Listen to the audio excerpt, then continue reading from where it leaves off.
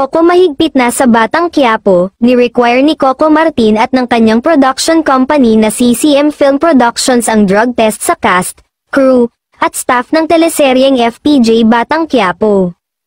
Sa katunayan, last month pa lang ay sinabihan na niya ang kanyang mga kasamahan niya sa hit primetime kapamilya action serye tungkol sa pagkakaroon ng test.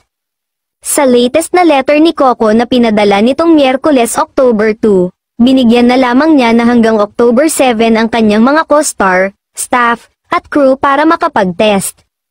Kung maari lamang na ipasa ang inyong resulta bago mag-October 7, 2024, kung hindi po makakapagpasa bago ang nasabing araw, hindi po muna mapapayagan pumasok, say ni Coco sa kanyang sulat.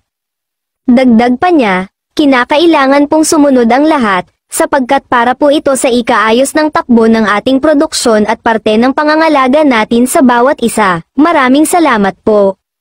Nakakatuwa na may ganitong requirement si Coco sa kanyang serye para naman matiyak na walang gumagamit ng ipinagbabawal na substance sa kanila lalo pa at maraming mga viewer ang umiidolo sa kanila.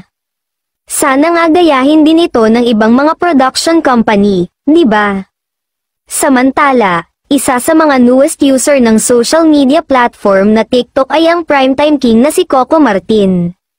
Maraming ang netizen ang gustong maging updated sa mga magiging post niya sa TikTok kaya naman sa loob lamang ng 6 na oras ay mayroon ng 84,700 followers ang kanyang verified account. Sa nasabing video ay inanunsyo ng kapamilya actor ang kanyang pagsali sa TikTok. Matagal ko pong pinag-isipan ito at ngayon desidido na ako, gagawin ko ito para sa kinabukasan ko, sa kinabukasan ng aking pamilya at sa kinabukasan ng lahat ng mga Pilipino, say ni Coco.